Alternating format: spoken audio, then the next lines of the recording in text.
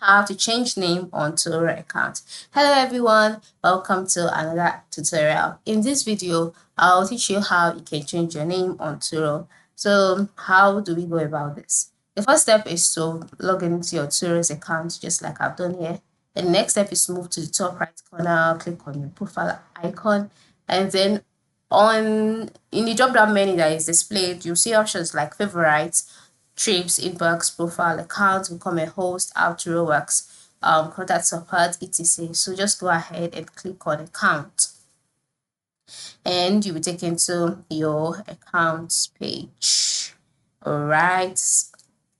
Once the accounts page has loaded, this is how it looks like, and then you can see the tab which says contact information. So below contact information, the first option here is email, right? Now you'll notice that you cannot see anything like name on this page. This is because your email address, your name is usually generated from your email address. Okay, so in order for you to change your name, you would have to change your email address. So how do you change your email address? Click on box here, and then erase this, and then type in the new email address that you would want to use. So by typing in the new email address that you would want to use, a verification code will be sent to that email address, and then once you verify the email address, your name would also be changed.